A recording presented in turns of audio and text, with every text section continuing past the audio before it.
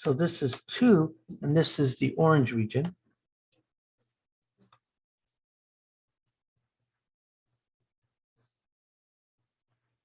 And what do we know about the orange region? What's special about the orange region is that it's a proton-rich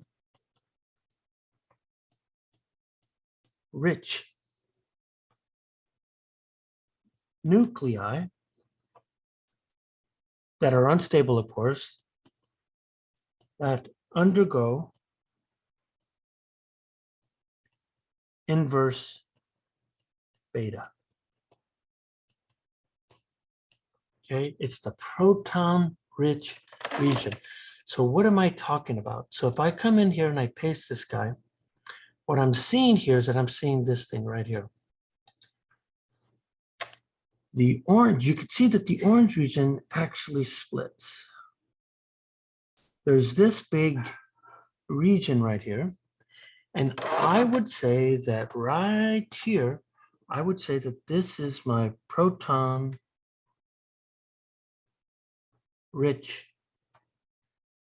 region. So the nuclei that are unstable is because they have too many protons. And note that there's another little region up here. And if you look really carefully, there's orange, then there's yellow, and then there's turquoise. And what you're going to see here is that it actually makes really interesting dynamics of what happens in alpha decays. So what do we know about these? So these proton-rich nuclei that undergo inverse beta live in the orange region. I know I just said that, but I think it's to be complete. So that means here is that it has meaning. So the first thing that it says is it has too few neutrons, but it has too many protons. So when we're looking at these, if we can increase the number of neutrons and we decrease the number of neutrons, then they move up towards the black line of stability here. So what we're saying here is that by reducing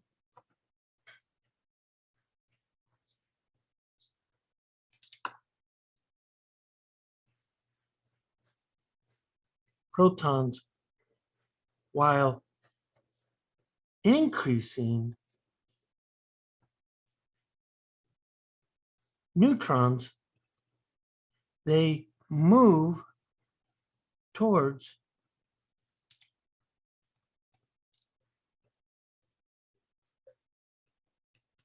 the black line of stability.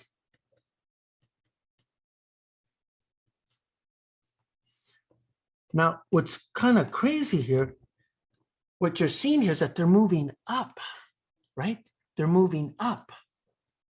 So, but that's not the vision that we want to have here. But before I get carried away, look at that. You're reducing, you need to reduce the number of protons. You need to increase the number of neutrons. This is the reason.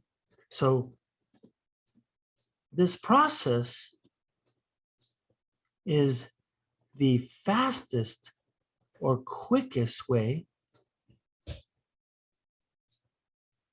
to reach stability.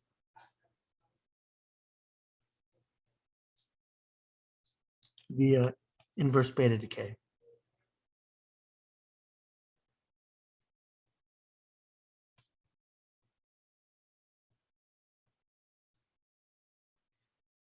And nature does this all the time. It's not just in nuclear physics, it's in quantum mechanics, it's in planetary orbits. It's a universal process that happens across every discipline of science. And so it's clear then that we've taken a proton, we're going to convert it into a neutron, and then we emit a beta plus, beta inverse particle, and spit out energy.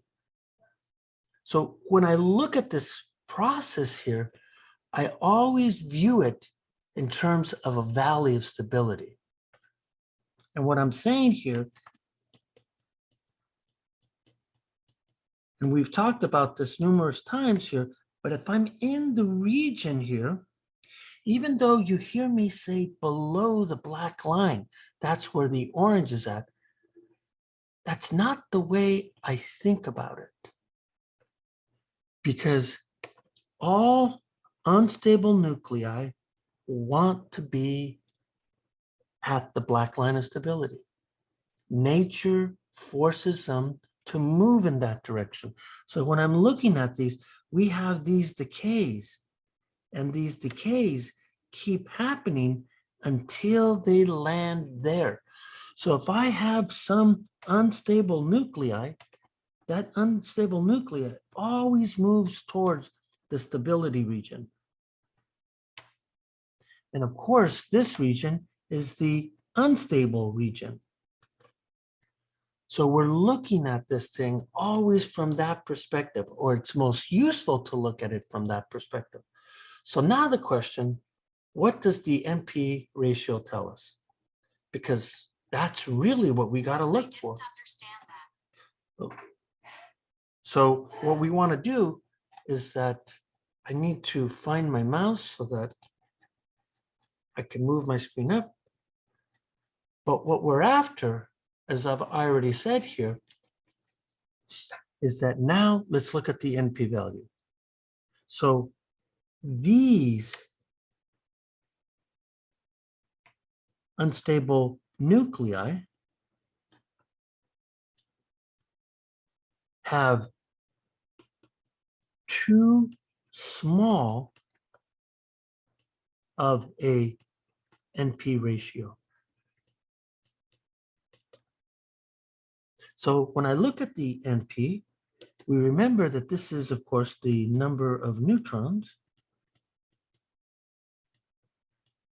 And this is the number of protons. And so what we're seeing here is that according to up here, there's too few neutrons. So if there's too few neutrons, that means that this is too small. But if we have too many protons, this number means that it's too large.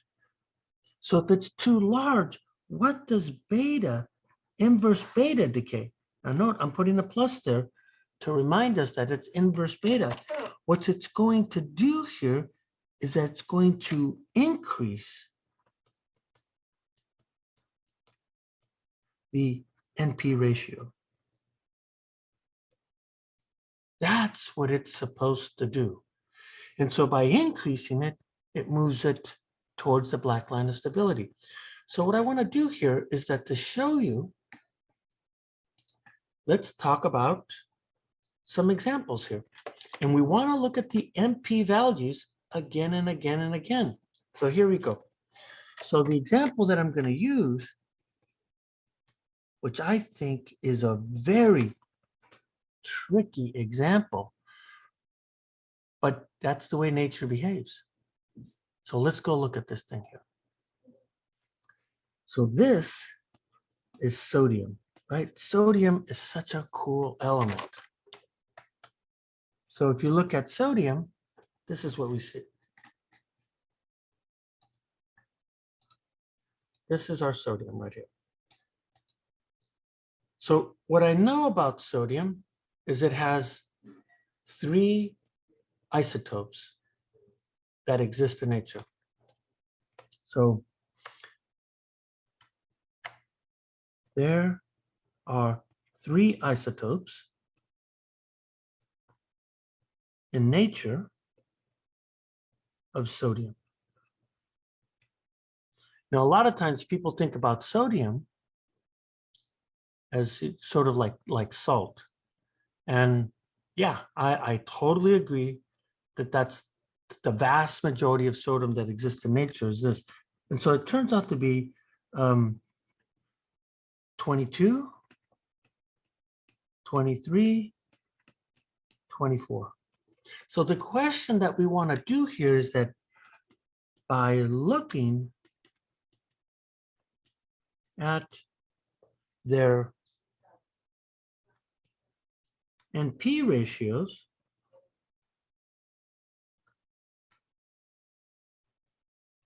which are stable versus unstable. And also note sodium has atomic number equal to 11. So this means that's less than 20. So that immediately tells us that its NP value should be approximately close to 1. Let's go look at them. So let's calculate this thing. So what we're going to see here is that we have 22 sodium. We have 23 sodium. And finally, 24 sodium.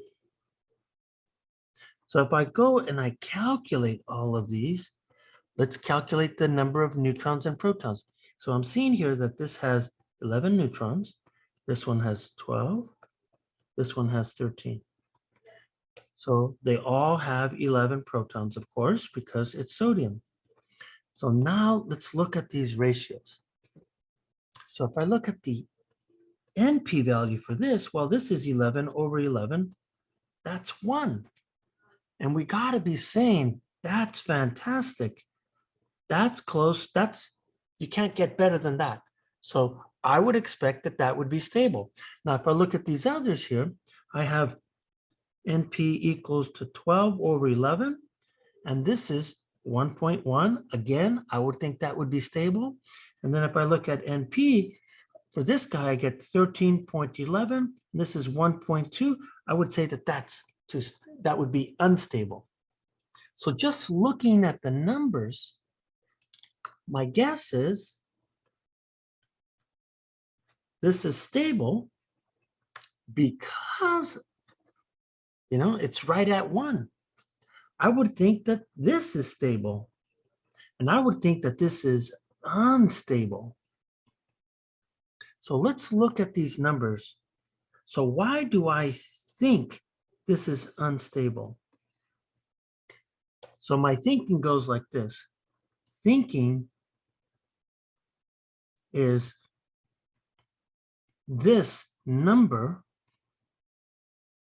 is too large. But we just talked about beta decay. Beta decay has numbers, NP numbers that are high. So I would guess here that this should then be unstable and go beta decay. But I would expect the others to be stable. So let's go check it out. So what I'm going to do here is that I now went into Wikipedia, and here's what I found.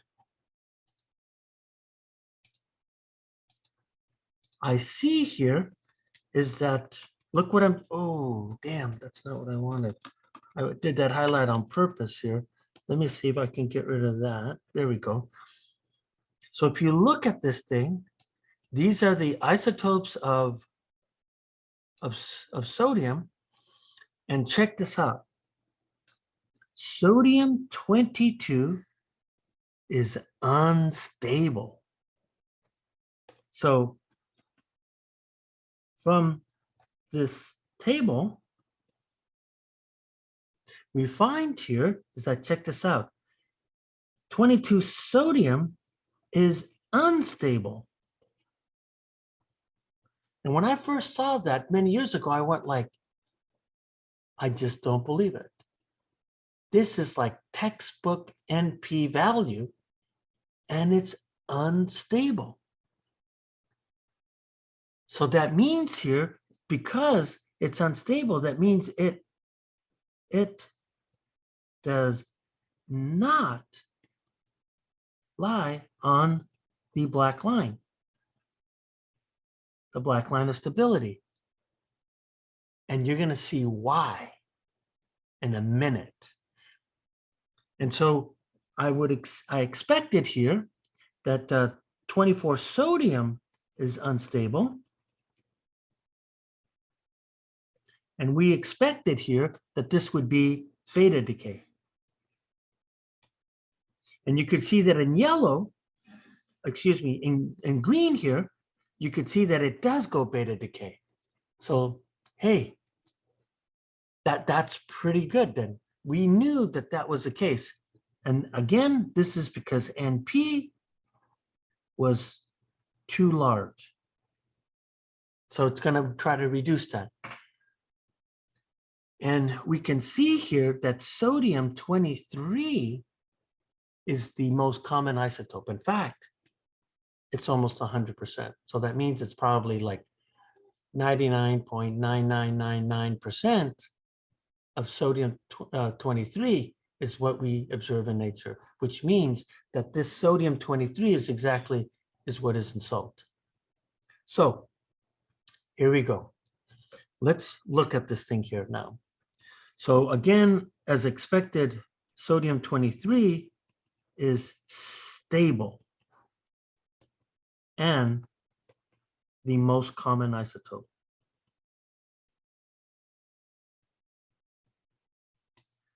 I'm not here to talk about sodium 24 because we already talked about beta decay. I'm here to talk about inverse beta decay. So our focus should be on sodium 22. So because I had an incorrect value here, so then this means, so for 22 sodium, we now know it's unstable. And this is the reason, right? Because its NP value is too small. Its NP value is too small. So if that's the case, then we know that it has to increase neutrons and it has to decrease protons. So the question is why? Let's go look at the image now. And this blew me away when I saw this. I could not believe it. So this image is right here. And the one thing that we want you to pay attention to is that I want you to look at this black line. Now, I'm going to draw this line in yellow here because I want it to stick out here. Actually, I think yellow is going to be an issue. Let's try something crazy like gold, which I typically don't like using these colors. But check this out. This line represents, this is the line where NP is equal to 1. Okay? So the question is, where is sodium 22? And here's the crazy part of this thing here. Sodium 22 is right on this line, right? So this guy right here, this is 22 sodium. And it's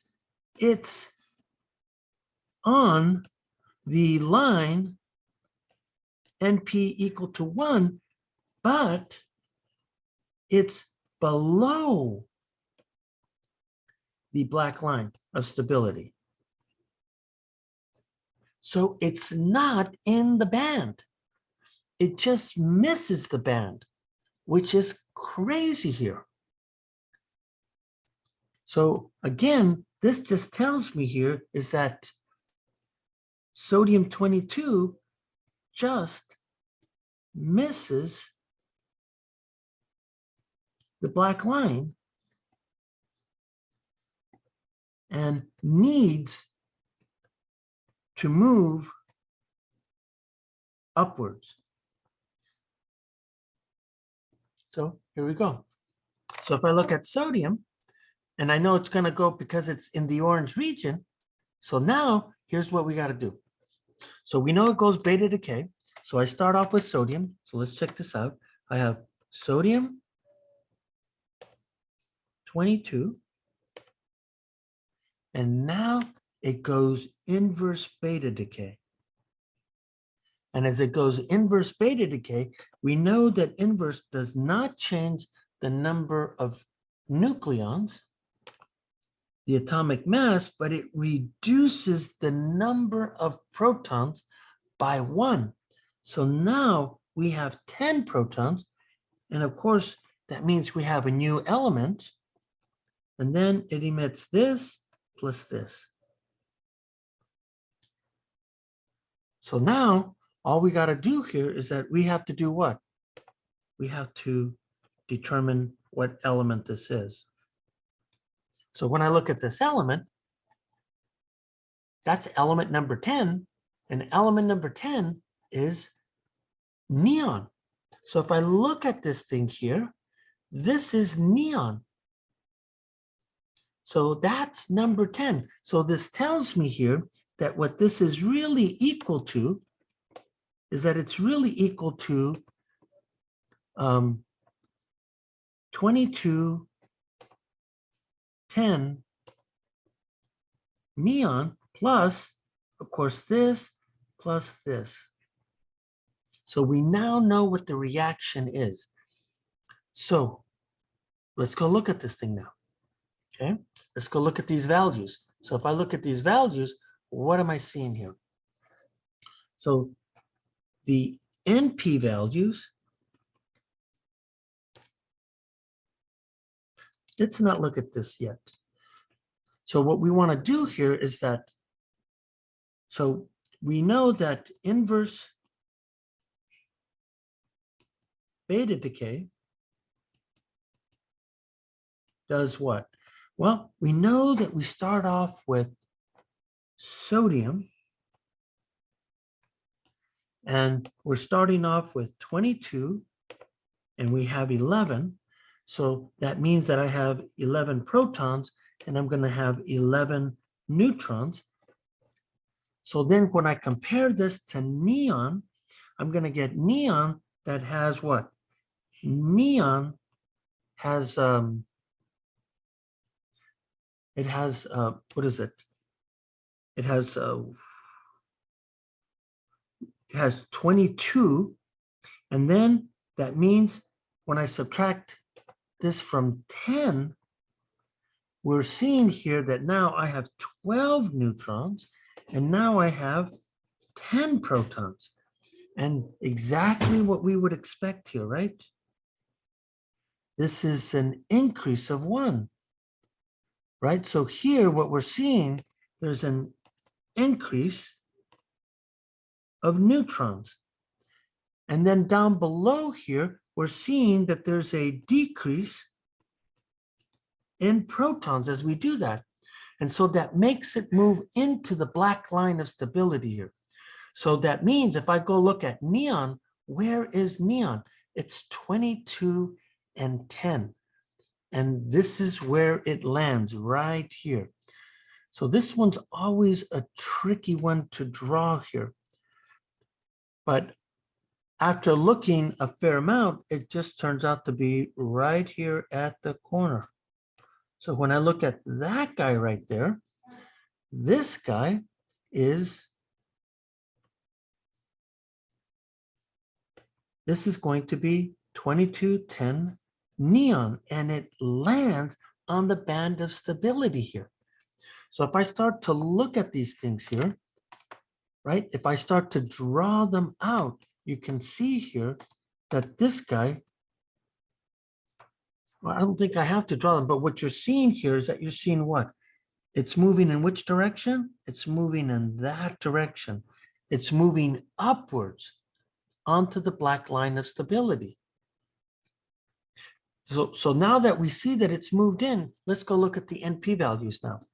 So the NP values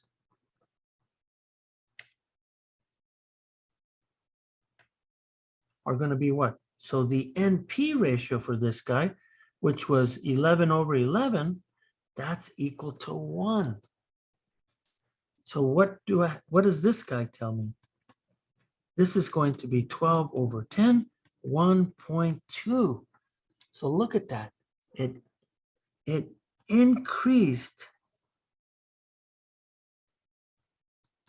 the NP ratio, right? It increased the NP ratio.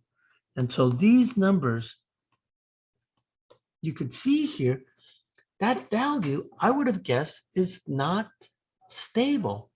But when you look at the graph here, right? When you look at the graph, you had to increase it to get into the black line.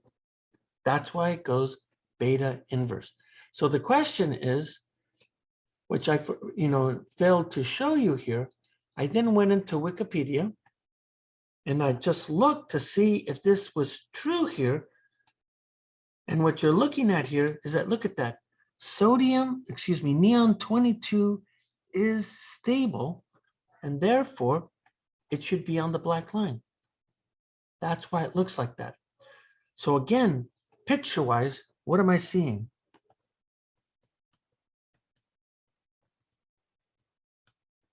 What I'm seeing here is that I'm seeing a valley. And when I look at my valley, I remember that this is my black line of stability, the bottom of the valley. So what happens? This thing is decaying down like this. And so what we're seeing here is that I have a sodium, right? I have a sodium. This guy is 2211 sodium. And then what does it do? It decays. What does it decay into? It decays into 2210 neon, into the black line of stability. So you're seeing this jump as it goes there, or it slides down the valley.